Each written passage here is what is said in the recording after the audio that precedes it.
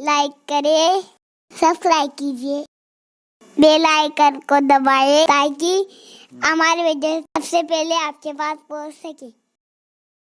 हारून रशीद और उसकी बीवी जुबैदा खातून दोनों अपने महल के टेरिस पे बैठे हुए थे।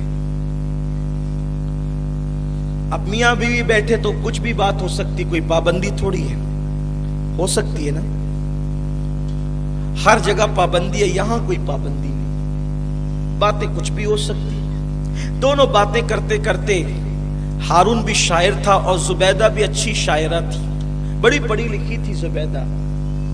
अब शायर और शायरा जहां बहसियते तगज़्ज़ुल और तख़य्युल पेश कर रहे हो, फिर वहां बात ही क्या है। अच्छा, जब दो हम हुनर लोग, जब दो फनकार लोग मिल करके बैठते हैं तो चाहे रिश्ता कोई हो, तवज्जो करें आप मेरी बात को, खास बात अर्ज़ करें, जब दो फनकार लोग बैठते हैं तो रिश्ता कोई हो, फनकार हमेशा चाहता है कि मेरा फन ही ऊपर रहे, ये बात है।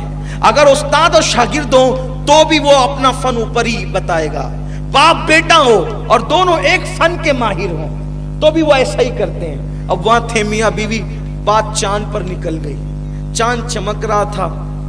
हारून ने कहा, चांद कितना खूबसूरत है, कितना हसीन है चांद, कौन हो सकता है इसकी तरह। जुबैदा ने कहा, मेरा चेहरा नहीं देखता, हारून देख कितनी खूबसूरत हूं, चांद से ज्यादा खूबसूरत तो मैं हूं। ये बात कहा, हारून को यूं लगा कि मेरी बात काट दी। बादशाह था, जलाल शाही माल का तकब्बुर था, बोल दिया, अगर तूने चांद से ज्यादा अपने आप का खूबसूरत होना साबित न किया तो तुझ पे तलाक।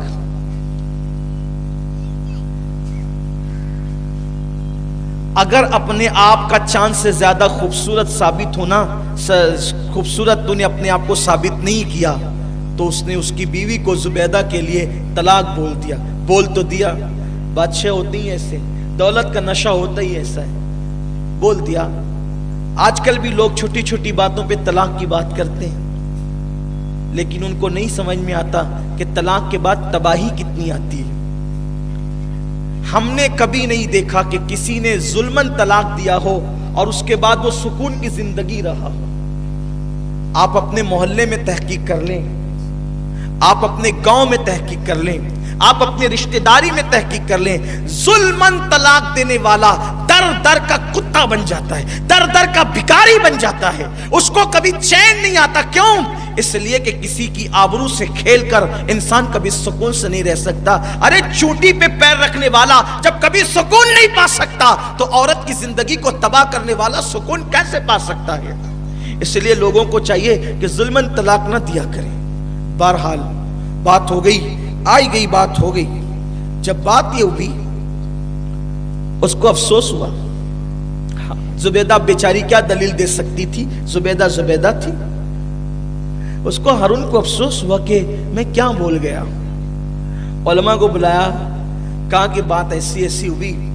इन्होंने कहा चांद से ज्यादा मैं खूबसूरत हूं और हसीन हूं, और हमने ये कह दिया, और अब साबित कैसे हो कि जुबैदा खूबसूरत है या चांद। उलमा ने कहा, भाई देखो ये मामला हमारे समझ के बाहर है, कुछ समझ में नहीं आता। किसी ने कहा एक काम करते हैं, एक मजजूब रहते हैं इसी बगदाद के अंदर, उनका नाम है बहलूल दाना। ये बहुत बड़े वली थे हजरत बहलूल दाना, और मजजूब थे, लेकिन बात ऐसी करते थे कि बड़े बड़े दाना आपके सामने तिफले मकतब नजर आते थे। हजरत बहलूल दाना का बहलूल को बुलाओ, लेकिन आएंगे नहीं, इसलिए कि बादशाहों के महल में नहीं जाते। तो कहा जुबैदा ने, काम करते हैं मैं जाती हूं। जुबैदा गई और जाने के बाद कहा, अगर आप चलेंगे तो मेरा घर बस जाएगा, थोड़ी देर के लिए आप चलें। हजरत बहलूल आए, दरबार सजा, सवाल पेश किया गया कि बताएं कि ये चीज हुई तो तलाक पड़ी कि नहीं पड़ी। हजरत बहलूल दाना ने फरमाया कि तलाक नहीं हुई, तलाक नहीं हुई। खूबसूरत तो जुबैदा ही है और चांद से ज्यादा खूबसूरत है। जुबैदा चांद से ज्यादा खूबसूरत है, तलाक नहीं होगी। कहा वो कैसे? کہا دلیل قرآن دیتا ہے لقد خلقنا الانسان فی احسن تقویم، ہم نے انسان کو بہت خوبصورت پیدا کیا ہے۔ اللہ نے یہ نہیں کہا ہم نے چاند کو خوبصورت پیدا کیا، سورج کو خوبصورت پیدا کیا، درختوں کو خوبصورت پیدا کیا، بلکہ اللہ نے اگر کسی کی خوبصورتی کا اعلان کیا ہے تو وہ حضرت انسان ہے۔ بولو زبیدہ انسان ہے کہ نہیں ہے؟ جب زبیدہ انسان ہے تو ثابت ہوا کہ زبیدہ چاند سے زیادہ خوبصورت ہے۔ اسی لیے تو غالب بھی یہ کہہ گئے کہ کل 14ویں کی رات تھی، شب بر رہا چرچا تیرا، کچھ نے کہا کہ چاند ہے، کچھ نے کہا چہرہ تیرا، ہم بھی وہاں موجود تھے، ہم سے بھی سب پوچھا کیے، ہم چپ رہے، ہم ہنس دیے، منظور تھا پردہ تیرا۔ اس لیے کہ چاند سے تشبیہ دینا یہ بھی کوئی انصاف ہے، چاند پر تو داغ ہے اور ان کا چہرہ صاف ہے۔ انسان کو اللہ نے خوبصورت بنایا، رنگ کیسا ہو انسان کو خدا خوبصورت کرے، بلکہ فرمایا ہم نے انسان کو اپنی صورت پر پیدا کیا۔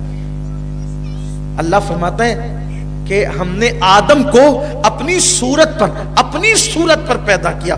یہ آیت کریمہ کی تشریح اگر ہو جائے تو اللہ اکبر، محفل اس بات کی متحمل نہیں ہے کہ لوگ اس کو سن سکیں، بس اتنا کہ اللہ فرماتا ہے ہم نے آدم کو اپنی صورت پر پیدا کیا۔ یہ آیت چونکہ آیات متشابہات میں سے ہے، اس لیے حتمی طور پر اس پر کوئی گفتگو اس وقت ہم نہیں کر سکتے۔ اللہ نے انسان کو اپنی صورت پہ پیدا کیا، اسی لیے تو گلوں کو انسان کے لیے بنایا، چاند کو انسان کے لیے بنایا، سورج کو انسان کے لیے بنایا، ستاروں کو انسان کے لیے بنایا، سیاروں کو انسان کے لیے بنایا، سب کو انسان کے لیے بنایا اور انسان کو اپنے لیے بنایا۔ اللہ نے انسان کو، اگر انسان سے زیادہ کوئی قیمتی ہوتا تو اللہ اس کو اپنے لیے بناتا، لیکن اللہ نے انسان کو اپنے لیے بنا کر بتایا اے حضرت انسان دیکھ تو کتنا عزت والا ہے، تو کتنا مکرم ہے، معزز ہے، معظم ہے کہ ہم نے تجھے اپنے لیے بنایا ہے۔ لیکن انسان کی اہمیت ہی سمجھنے کے لیے تیار نہیں ہے۔ وہ تو کالے اور گورے کے جھگڑے میں پھنسا ہوا ہے، وہ تو عربی اور عجمی کے جھگڑے میں پھنسا ہوا ہے، وہ تو مشرقی اور مغربی، پوربی اور پچھمی کے جھگڑے میں پھنسا ہوا ہے۔